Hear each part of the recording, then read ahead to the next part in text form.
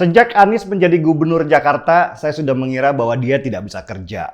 Anies Baswedan itu seorang dosen, dia akademisi dan belum pernah terlibat dalam pekerjaan yang bersifat teknis sehingga membuat dia tidak punya kemampuan manajerial yang tinggi. Kalau sekedar berkata-kata, dia pasti bagus karena memang dia terlatih untuk itu.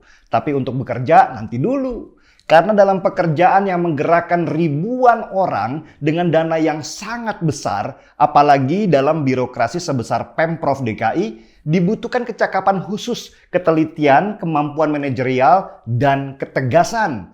Baru mesin-mesin di Pemprov DKI bekerja dengan baik. Dan Anies sama sekali nggak punya kemampuan itu. Dia ambisius sih, tapi tidak mampu mengukur diri. Dan untuk menutupi kelemahannya itu, dia bermain dengan proyek-proyek percitraan yang sama sekali nggak ada manfaat untuk warga DKI seperti ngecat genteng warna-warni. Kasus rumah DP 0 rupiah juga begitu. Dulu namanya DP 0%, terus direvisi dengan nama DP 0 rupiah. Cita-citanya sih bagus. Tapi dia nggak mengukur kemampuan warga DKI yang menjadi sasaran programnya itu. Anies punya cita-cita kalau warga miskin bisa punya rumah. Itu cita-cita yang sangat mulia.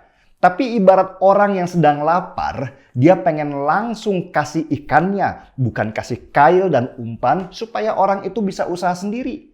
Dan Anies menciptakan mimpi, bukan supaya orang itu bisa mendapatkan mimpinya, tapi supaya orang itu mimpi terus. Mending mimpi daripada harus menghadapi kenyataan pahit ini. Begitulah kira-kira. Coba deh, kita perhatikan saja skema rumah DP 0 rupiah ini. Sasarannya adalah orang miskin Jakarta. Tapi mungkinkah orang miskin itu di Jakarta bisa membeli rumah di Jakarta yang harga tanahnya semeter selangit itu? Bisa kalau orang miskin itu dikasih pelatihan wirausaha, dibangunkan infrastruktur supaya mereka sukses dalam usahanya, dan itu juga butuh waktu yang tidak sebentar.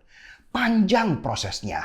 Nah, supaya mereka bisa tetap punya tempat tinggal, sewakan mereka dengan tempat dengan harga yang murah supaya hasil usaha mereka nggak habis untuk bayar sewa. Mungkin 5-10 tahun lagi lah baru mereka bisa membeli rumah. Dan kalau sudah begitu, mereka tidak masuk dalam kategori warga miskin lagi, tetapi sudah naik menjadi warga kelas menengah. Tapi Anies enggak. Dia langsung pengen belikan warga miskin Jakarta rumah. Kan gila. Duit dari mana mereka? Pendapatan sehari-hari aja nggak tetap. Kadang ada, kadang dapat angin doang. Bagaimana mereka bisa beli rumah meski DP-nya 0 rupiah? Ini kan bukan masalah bayar DP 0 atau DP 10% misalnya. Tapi bisa nggak warga miskin bayar cicilannya per bulan? Dari sini saja program rumah DP 0 rupiah itu sudah nggak masuk akal kalau dijalankan. Apalagi Anies menyerahkan semua persyaratan untuk mendapatkan rumah itu kepada bank. Bank mana yang mau kasih KPR kalau calon pembelinya nggak memenuhi syarat untuk mencicil 15-20 tahun? Bisa-bisa bank yang kasih cicilan itu ditendang sama Bank Indonesia karena banyak kredit macetnya. Anies pun pusing. Dia kemakan sendiri sama janjinya. Sedangkan warga miskin yang kemarin dijanjikan rumah pada teriak-teriak, "Mana rumahnya?" Akhirnya Anies coba bikin skema baru. Pemprov yang bayarin DP-nya dulu, nanti dicicil sama warga miskin. Lah, ya makin gak mampu si warga miskin. Bayar cicilan per bulan aja mereka nggak mungkin, masih ditambah bayar cicilan KPR plus bayar cicilan DP yang dihutangi oleh Pemprov DKI. Nggak masuk akal kan? Jadi wajar saja dari target bangun rumah DP 0 rupiah sekian ratus ribu unit, berapa yang terrealisasi? Ya, cuma ratusan. Dan pada akhirnya Anies Baswedan sendiri nyerah. Dia angkat tangan, mulutnya sudah nggak bisa berkata-kata waktu memberi persetujuan kalau yang bisa membeli rumah DP 0 rupiah itu adalah warga yang penghasilannya 14 juta rupiah sebulan. What? 14 juta rupiah sebulan?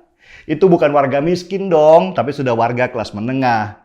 Terus warga miskin dapat apa? Ya disuruh tidur lagi, mimpi lagi, gigit jari lagi, diceritain dongeng tentang pasrah, ikhlas, akhirat, surga, dan macam-macam lainnya kecuali tentang rumah.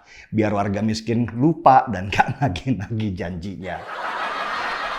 Sial memang. Tapi ya gimana lagi, warga miskin itu juga kemarin yang milih Anies karena janji-janji surga. Mungkin juga ada yang kasih mereka amplop dengan nilai yang nggak seberapa dan mereka nggak peduli siapa pemimpinnya. Yang penting hari ini dapat sekian puluh ribu rupiah.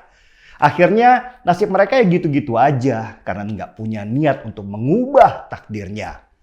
Ketidakmampuan Anies Baswedan ini juga dilihat oleh orang-orang pintar yang menjadi bawahannya. Seperti Direktur Utama Saranajaya.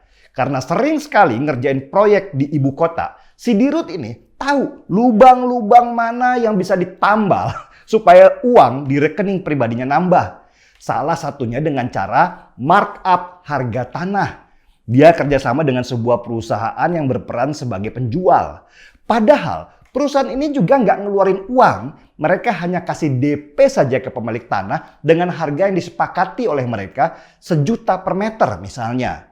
Kemudian perusahaan itu menjual ke Pemprov DKI dengan harga 5 juta per meter.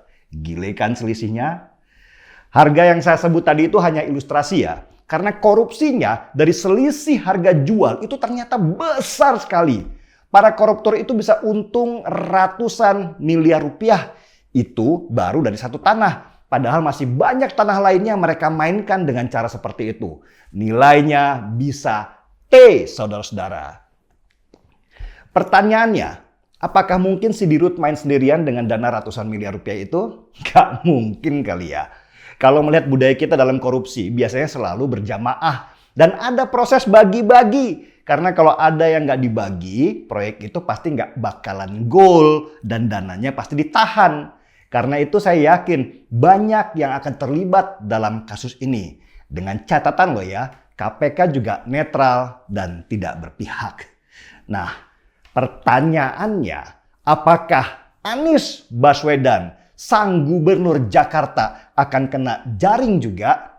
Seru nih, kita nonton saja sambil gelar tikar dan seruput kopi.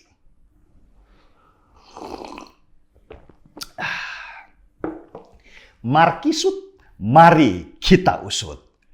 Saya Denny Siregar, kita di acara Timeline.